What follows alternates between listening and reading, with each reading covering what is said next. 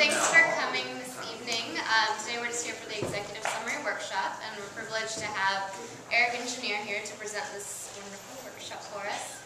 Eric is a Senior Associate at 7 Rosen Funds, and that is a Dallas-based early-stage venture capital firm.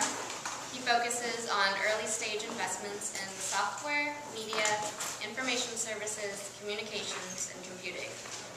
And prior to working with 7 Rosen, Eric was working at Microsoft as a product manager for Windows Mobile, and he was also product planner for Windows Embedded.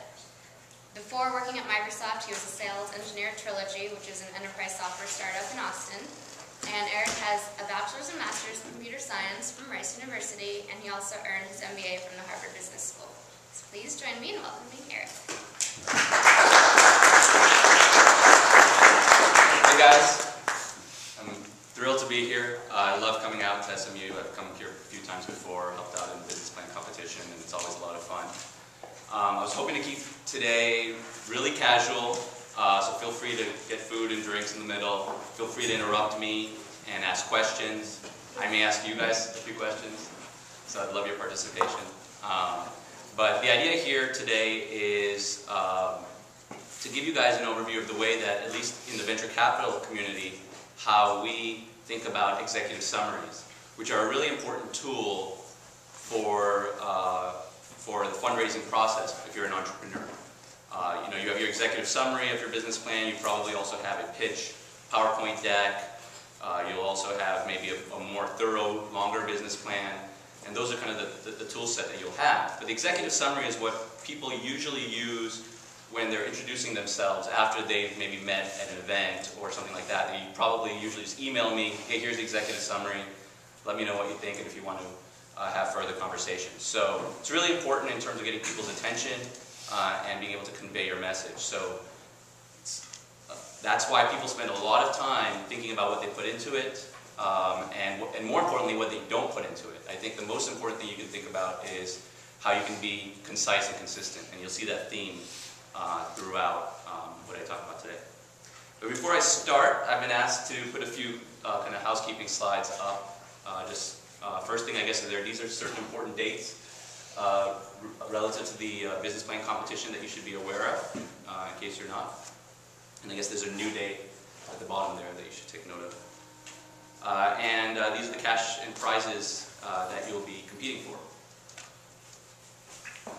All right, so yeah, these 2 words, if you remember 2 things from today, it's the 2 C's of being concise and consistent. So what that means is shorter is better. I've been told that I think you've been asked to keep it under 5 pages, is that correct? Which I think is great advice. Some other competitions that I've been part of don't provide that guidance, and I think that leads to some really long and unwieldy business plans and executive summaries. So 5 pages is good. If you can get it down lower than that, that's even better. But you want to make sure you convey everything that you're trying to convey. And the most important thing beyond that is to be consistent.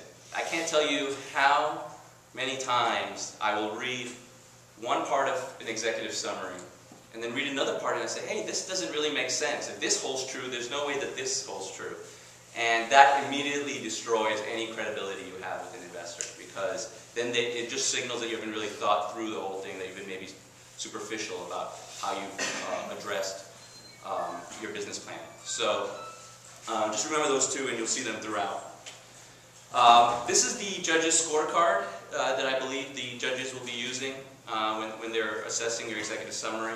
I've used this one in the past. I think I helped out 2 years ago for this competition, and I also helped a lot at the Rice Business Plan competition, and it's pretty similar to this. So this doesn't necessarily mean that these are the 8 sections. Some people like to use this as a guide in terms of the sections that they use. That's fine, maybe not always in this order, but what's important is that you address all of these issues, and that's how the judges are going to think about it. So what I'm going to do today is I'm going to walk through these 8 sections, or 8 areas, and I'm not going to go through and list everything that should be included in each of those. I think that's pretty straightforward. What I'm going to instead focus on is things that you should definitely not miss, and things that where people make mistakes often, or so it's kind of more subtle things about how you present the information. So first, company summary. This is probably the most important part. So think of this as the exec summary to the exec summary, because honestly, I don't read, when when I get executive summaries, I'm not going to read all 5 pages sometimes. Sometimes I'm just using the first paragraph to assess whether I want to spend more time on it. Because most investors are wading through hundreds of executive summaries that they get through different sources, and the ones that stand out are the ones that grab attention right away and convey the full message, but in a very concise way. So I would think of it as kind of like your tweet or Twitter. Like if you could put it in a Twitter message, that's the ideal situation. If you can get it down to 1 sentence or maybe 2 or 3 sentences that really capture 3 areas, which I'm going to talk about, very, very concisely, then you're doing an excellent job. The first that you want to make sure that you get across is the problem that you're solving and for whom. So that means who's your customer, and be very precise about that, and what problem are you solving for them. And in any way, if you can convey that this is an important problem for them, that's even better. The second thing is that if you can get this down in that short summary, is very upfront about what your market positioning is or your advantages. So I'm assuming some of you guys have taken marketing classes. You understand the importance of product positioning. This is equivalent to that. It's the position that your product is going to take relative to your competitors and what place in people's mind it's going to hold. But it also talks about your underlying advantage that allows you to take that position in the market. And the third thing, if you can squeeze it in there, and I know this is hard to do, is not only talk about your initial strategy, which usually means this is your first product, but if you can convey a longer-term message or ambition of what you want to become over time, that you say that this is a huge opportunity in 3 to 5 years and you're going to be, the leader in this bigger space, but this is the way you're starting off, that's a great way to get the attention of some investors who really are looking for, like myself, who are looking for companies that can one day have the potential to become very large. So if you're addressing that kind of investor that one day is looking to not, it's not going to be kind of a mom and pop business or a lifestyle business, but they're looking at it more as a venture investment that is going to one day maybe generate tens or hundreds of millions of dollars, then you have to be able to explain what that broader vision is, not just the, the 1 or 2 year focus that you have. Again, so that's a lot to be able to put in a short paragraph, but if you can do that, it's very powerful. The next area that you're going to be judged on is your analysis of the customer. And so we talked about, being able to address what problem you're solving for the customer. But there are certain things that you want to be clear here about, which is, okay, fine, you're going to talk about what problem you're solving and how you're addressing that. But more importantly, you should have a sense and be able to tell the investor how people are handling this problem today. And so that can take 1 of 2 flavors. Either they're already handling the problem today and they're not happy with the solutions out there, it's an incomplete solution, or they haven't faced the problem yet. You're anticipating that they're going to start facing the problem because of certain trends that are happening in the market. And so you're kind of getting ahead of the curve there. And those are 2 very different things, because if you understand that and you can relay the dynamics there, it really affects how you approach the market. Whether you're trying to displace existing competitors that are trying to solve the problem, or the other problem is if the problem doesn't exist but it's going to exist, you're going to be the person having to evangelize and make people aware of a problem that they don't even know they have, which can be really hard. So understanding this, showing that you have a grasp of what your customer's perspective is on the problem is vital. And the other thing to make sure that you're addressing when you're analyzing your customer is what people call adoption friction, or what's going to get in the way of people adopting your solution. So the first one was similar to the one I mentioned earlier, which is, are they even aware that they have this problem, or that they're going to have this problem? So you would be surprised how many times you talk to customers for startups that I'm looking at, and they don't even think it's an issue. And it's kind of in the head of the entrepreneur. And so you want to make sure that the customer is aware of it, or is aware that it's going to happen. The best situation is if you can show that there's real urgency around the problem you're solving. And this makes more, and these make more sense for kind of B2B type businesses when you're selling into a business. But if you're doing a consumer product, I'd say the equivalent of this is what behaviors is the consumer exhibiting today that really makes you convinced that they're going to adopt your service. because they behave in a certain way. Maybe they have a, Facebook, maybe or Twitter, there's a need for self-expression or sharing, and that's inherent in human beings, especially maybe in certain demographics. And so, if you can say, hey, these are the ways that people do that today, and this is a better tool for doing that, or makes it easier, or what have you, that's important. So it works both for consumers and for businesses, but you want to make sure that people are aware of it, that they express behaviors that show that they're aware of it, or that they're spending money on solving the problem, that they feel it's urgent, they're struggling, there's press about it, people are talking about this issue. That's all good stuff. The other thing to think about is this a medicine or a vitamin if you're solving a problem? So, if you're prescribed medicine by a doctor, you're taking it every day because this is a pain that you're feeling, this is an issue you're facing. And versus a vitamin, which is kind of nice to have. It's something that you want to do because it's going to make you healthier, but you don't necessarily feel the short-term impact.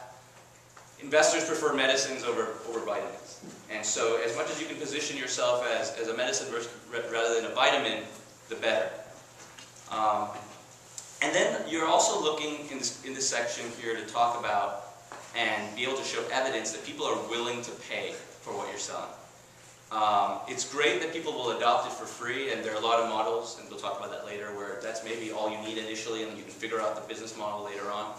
But it's even better if people have shown a propensity to pay for something, and you understand what the price point might be because they're spending X amount of dollars every year in this area. It might not be on your exact category because it's a new category, but in this broader area, people are spending money.